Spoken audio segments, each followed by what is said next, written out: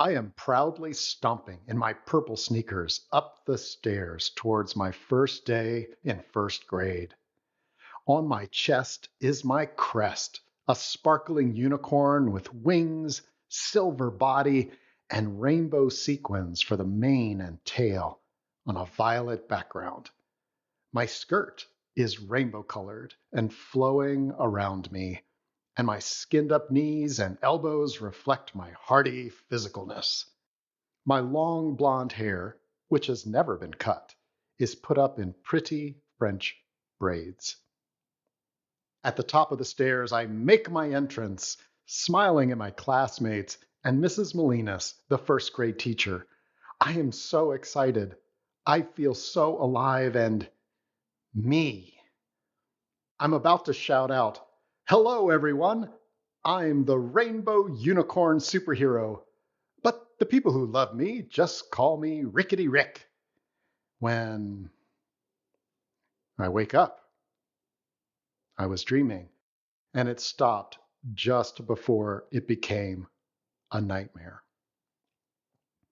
You see, there's no way I could have shown up any place dressed like that at 6 years old. No way. They had a saying back then, repeated to me by too many adults who failed to create a safe space.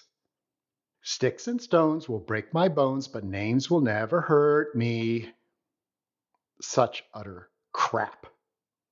Yeah, I was pushed around and sometimes physically hit by other kids.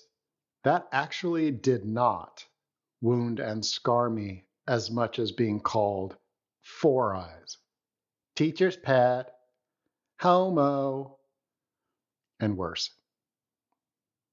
When we're not physically or emotionally safe around other humans in our spaces, we maladapt. That's a fancy way of saying it messes us up by forcing us to figure out ways to survive. And maladapting shuts down aspects of us. Things like imagination, generosity, and authentic kindness and respect. Of course, it can look successful.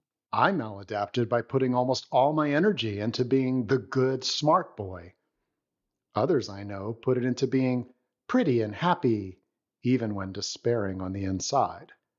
Some became as invisible as can be, putting their light under a bushel, smothered by a wet blanket, and covered in dead dreams.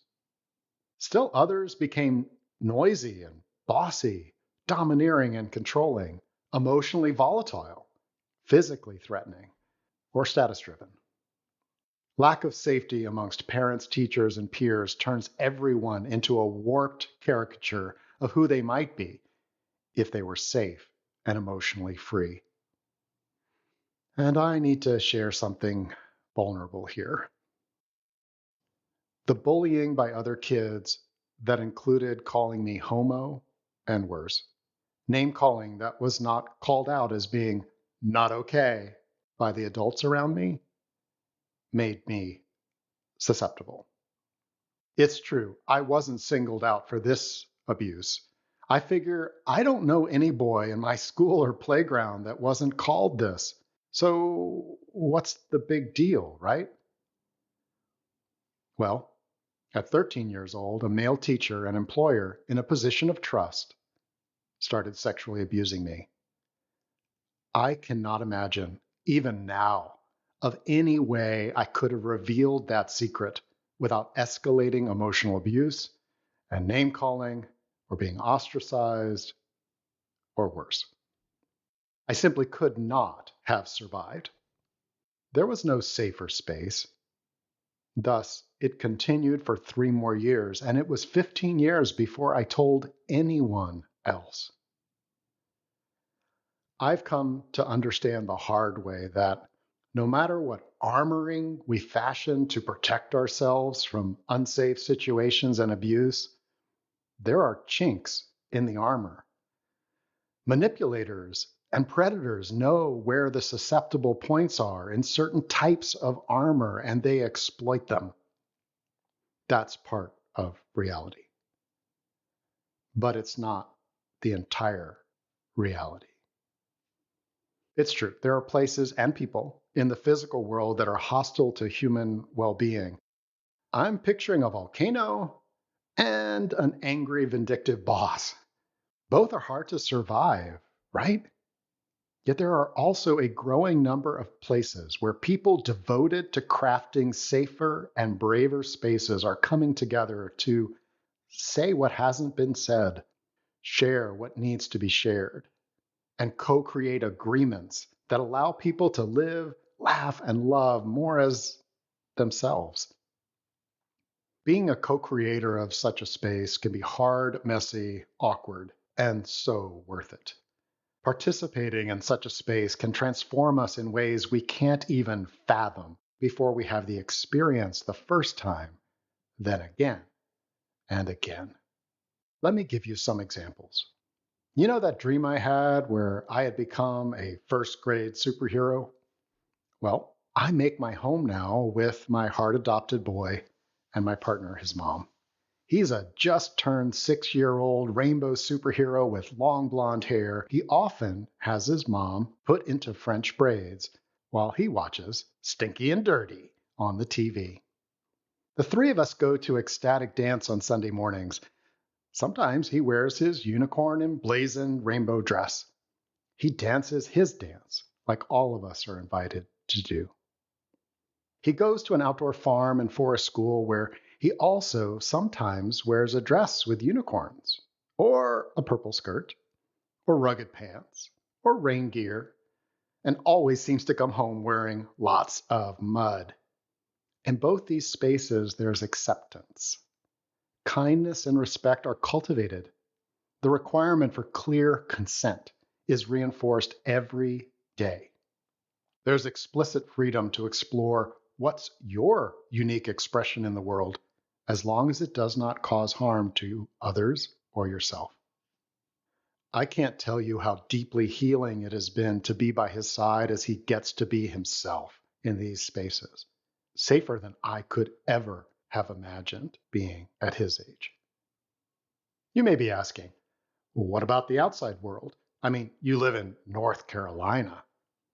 Yeah, I know. Like I said, there are spaces and places that are more hospitable to emotional freedom than others. His mom and I are selective, and we're also aware of his growing confidence, too. He's had so many positive interactions of acceptance and celebration, and not just tolerance, that there's a resiliency rising and strengthening in him. And it's also rising and strengthening in me. We went to this event where fire trucks and excavators and trash trucks and electric buses were open to climb in and explore. The boy was in his French braids. As a man was helping him into the operator's cab, he said, "Oh, she likes excavators." I replied simply, "He sure does." There was a brief moment of awkwardness, a shift in awareness, and then the man smiled and continued, adjusting his pronouns to match the boy's preferred ones. That easeful. I know I am part of co-creating a safer world for my boy, and you are too.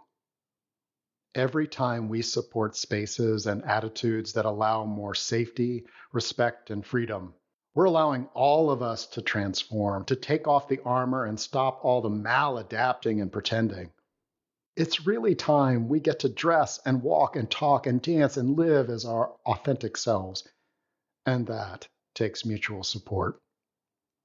Thank you, boy with the French braids, for making this so vivid, meaningful, and real. I love you so much. Until next time, I'm Rick at Thriving Now, and I heartily invite you to email me at rick@emotionalfreedom.love and share how this touched you, inspired you, or challenged you. Or visit emotionalfreedom.love and leave a comment. Thanks for listening.